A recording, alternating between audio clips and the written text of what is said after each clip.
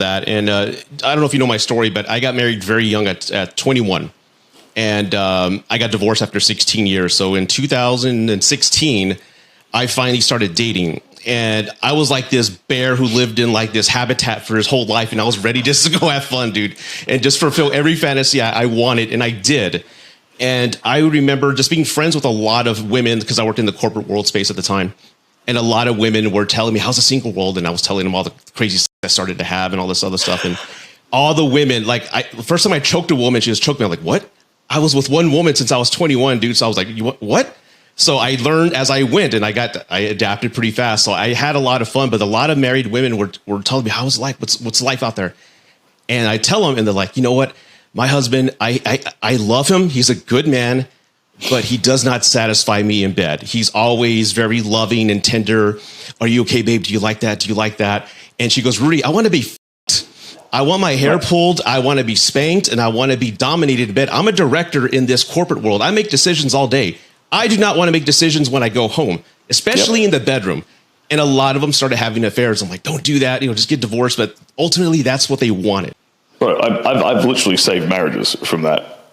Good. That's awesome. I've stopped women from doing that, from seeking that thrill in another partner. Mm-hmm. And they'll stay with their husband because their husband starts listening to some of my advice. I've got that's great. I've got screenshots like this, bro. And to me, that's there's two things going on there, right? Where a guy gets into that situation and he's not giving his wife the kind of sex that she wants. One, it's like complacency, yes, and a little bit of boredom on his half.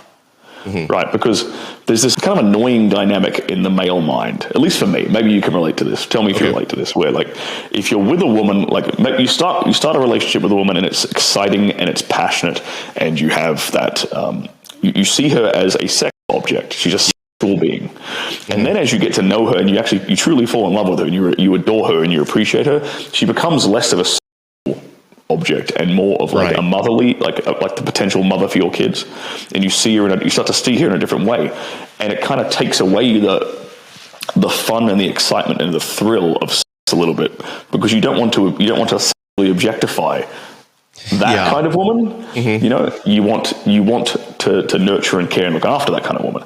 But what that does, unfortunately, is it takes away that passion in the bedroom, and then she's missing out on that. Yeah. So I think guys do this to themselves, where they're like, it's the Madonna whore complex. I did it. Yeah. Like I said, I was married 16 years, and when kids came in, it's the most unconditional love you ever feel. I promise you that. And I forgot to be a husband, and she forgot to be a wife, and we were just parents. And over the years, that just started happening. The kids took priority. And I always tell people, if you're going to get married, it's your spouse and then your kids. Don't put your kids above your spouse.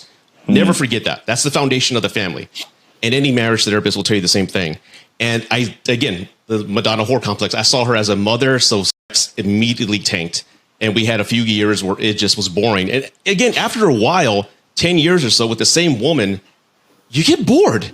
Yeah. And if no one wants to explore other options, or they don't have the confidence to share their intimacies or their fantasies, it can be like a stagnant place. And just like you, I get emails, hundreds a month, of women saying, I love him, he's a good man, but he just is not doing it for me. What do I do?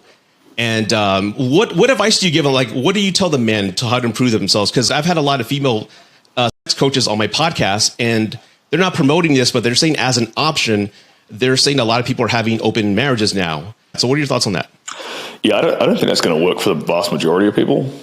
I agree. I mean, look, if it works for you, it works for you, man. It's your life.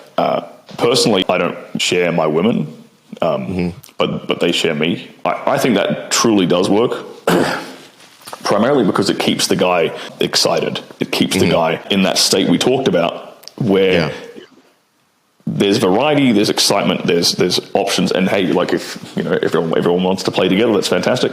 But I think a woman who can bring other women to her man in a non-jealous way, in a non-insecure way, and realize that she is truly the queen in that situation when she does that, like she's literally irreplaceable. Like, try finding that. Like, it's super hard to find a woman who is secure enough to do that, doesn't get jealous, and realizes her position won't be compromised, and she's able to bring another woman to her man.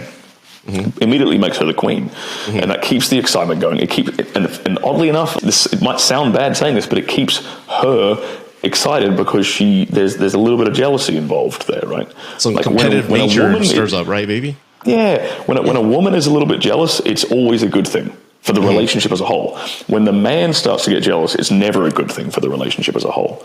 Because as soon as the man starts getting insecure, the man starts getting, like thinking he's losing position, and she's, she'll start to disrespect him, she'll lose interest in having sex with him, and then the relationship will fall apart. On the other hand, when the woman is a little bit jealous of the man, well, then she's certain that she's picked the best option she can find, because she's jealous of the fact that other women are attracted to him in the first place. Right. He's happy because his woman's happy. Like, she's happy because he's happy. He's happy because he's on top of the, he's king of the kingdom or whatever. And he's kind of getting his ego satisfied by being, maybe he's flirting with women here and there, whatever. Maybe he's not necessarily cheating, but at least there's exposure to other women. Right. I personally think that's an ideal scenario. Maybe there's no involved. Maybe it's just occasionally flirting here and there. That might be all. But it's just enough to remind her that the man she is with is attractive. Right. And that's what allows that spark to stay there. Mm-hmm.